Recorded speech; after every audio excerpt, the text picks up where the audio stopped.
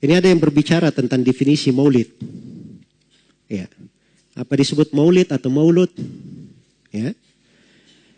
Kemudian setelah itu ada dari ucapannya. Ya. Jadi katakan dikala Anda menolak maulid atau menolak maulud dengan pengertian seperti ini, dia terangkan makna secara bahasa ya. Maka Anda keluar dari Islam. Ya. Saya menentang maulid Nabi. Berarti Anda menentang kelahiran Nabi Sallallahu Alaihi Wasallam. Saya menentang maulud Nabi. Berarti Anda berhadapan dengan Nabi. Anda musuh Nabi. Ini memang ucapan yang mengucapkannya, saya kira dia tidak memaksudkan untuk mengatakan orang yang tidak maulid misalnya kafir dan seterusnya. Dia bahas dari sisi apa? Dari sisi bahasa. Ya. Dan maksudnya juga bagus. Ya. Katanya kalau kita ingin bahas sesuatu, kita bahas dulu dari sisi definisinya. Dia mulai bahas dari sisi bahasanya, tapi sayangnya dia tidak bahas dari sisi istilahnya. Iya. Jelas ya?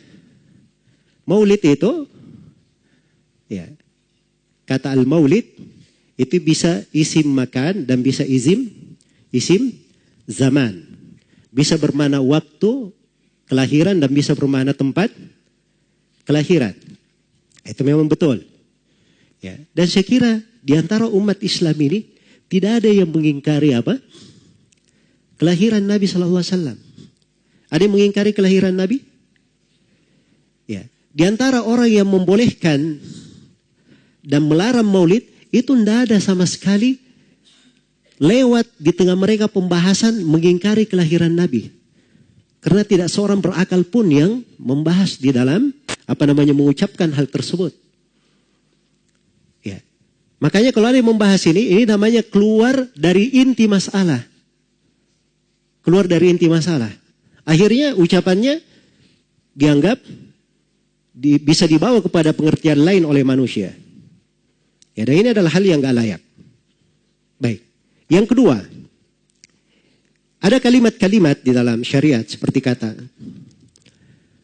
Jadi kalau misalnya tanya, apa hukum gelas misalnya? Ya.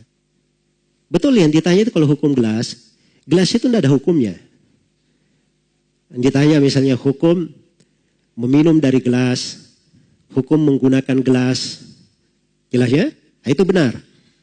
Ya. Apa hukum beras? Ya. Memang beras tidak ada hukumnya. Tapi penggunanya beras itu sebagai apa? Sebagai zakat, sebagai makanan. Nah, itu yang dibahas tentang hukumnya. Tapi ada istilah berjalan di tengah para ulama. Kalau ditanyakan seperti itu sudah dimaklumi. Contoh misalnya. Apa hukum fitrah? Fitrah itu istilah para ulama artinya zakat fitri. Zakat fitri, makanan pokok yang dikeluarkan itu namanya apa? Fitrah. Itu disebutkan oleh Imam Nawawi. Istilah fuqaha. Jadi kalau ditanya apa hukum fitrah, orang sudah tahu fitrah itu apa. Jangan terangkan fitrah secara bahasa. Keliru. Sebab kita di sini berbicara tentang apa? Tentang istilah. Sama dengan maulid. Kok dibahas masalah bahasa? Berarti keliru semua nih orang-orang yang nulis tentang maulid ini. Ya.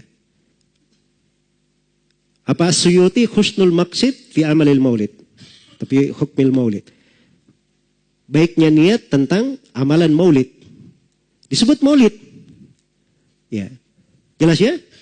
Karena maulid ini sudah menjadi istilah perayaan. Jelas ya? Perayaan. Jadi kalau dia katakan saya ingkari maulid, itu kaitannya terkait dengan masalah perayaan maulid itu. Itu yang dibahas oleh para ulama. Jadi tidak cocok kalau seorang masuk di dalam pembahasan tersebut. Ya, apalagi setelah itu masuk di dalam menyalahkan kaidah-kaidah yang sudah tetap disepakati oleh para ulama. Ya. Ini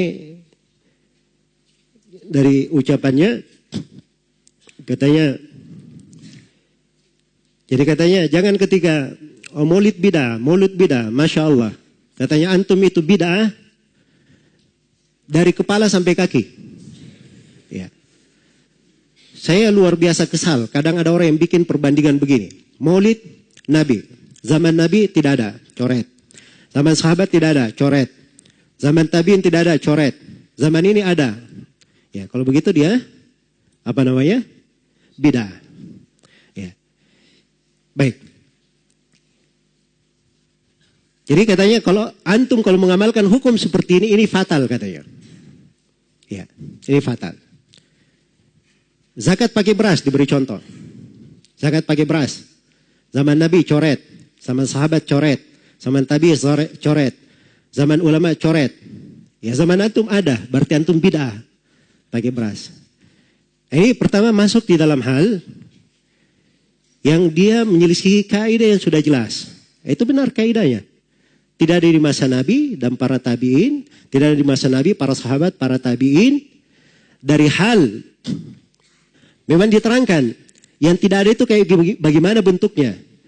Dari hal yang di masa Nabi itu sebabnya ada. Iya. Konsekuensi hal yang menyeru untuk melakukannya itu ada dan tidak ada penghalang di masa Nabi. Yang seperti ini itu tidak bisa menjadi apa? Menjadi syariat. Pasti dia masuk ke dalam bid'ah. Ada di masa Nabi. Bisa dikerjakan. Sebabnya ada. Ya, diperlukan. Tapi tidak dilakukan oleh Nabi dan para sahabatnya, maka itu apa? Masuk di dalam bid'ah. Jelas ya? Atau hal yang ditinggalkan oleh Nabi, para sahabat, para tabiin, memang mereka sengaja meninggalkannya. Maka ini siapa yang mengerjakannya berarti dia adalah apa? Adalah bid'ah.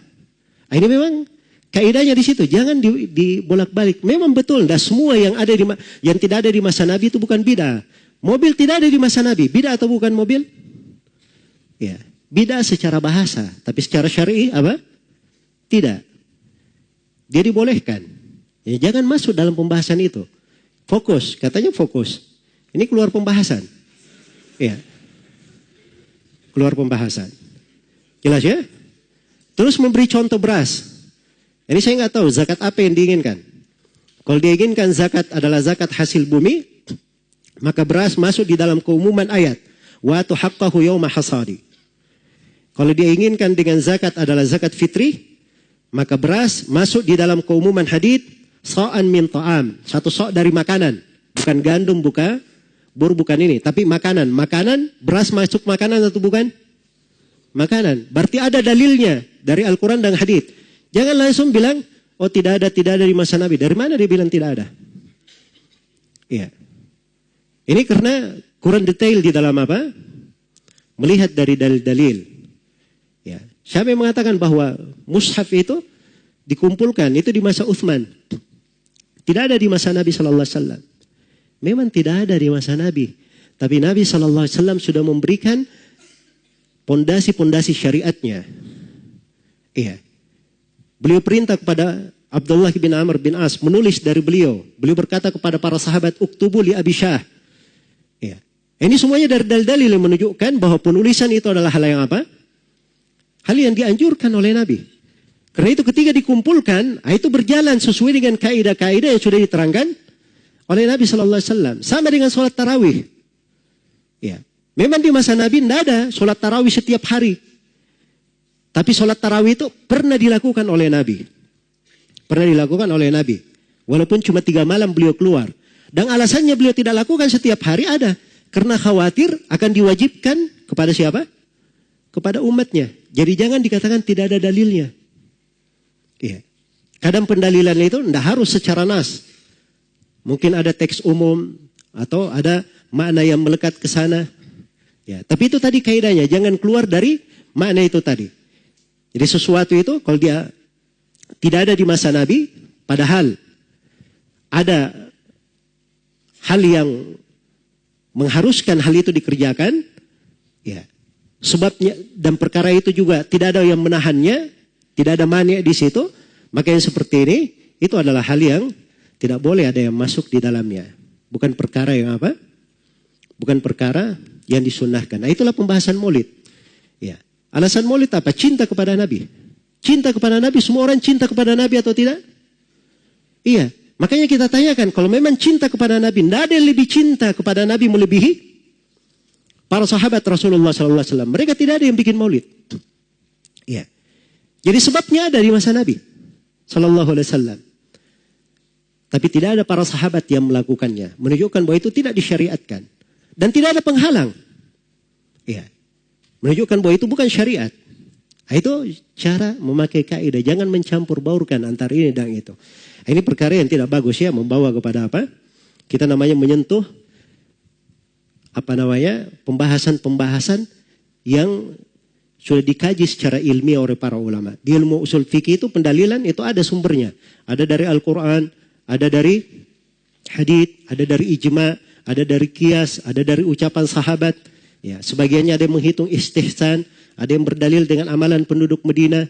Ya, ada yang berdalil dengan masalih mursalah. Itu kan dibahas di pembahasan usul fikih. Jadi cara pendalilan itu ada cara berdalilnya. Ya, bukan sembarangan. Jangan seorang itu kalau dia tidak sependapat dengan orang lain, keluar darinya kalimat-kalimat yang kalimat ini tidak cocok di dalam apa? Di dalam ranah silam pendapat. Baik, jadi ini mungkin yang bisa saya terangkan di pertemuan ringkas ini. Walaupun banyak sudut ya saya belum jelaskan. Tapi mudah-mudahan apa yang dijelaskan pada pertemuan malam ini bermanfaat untuk semuanya. Wallahu ta'ala alam.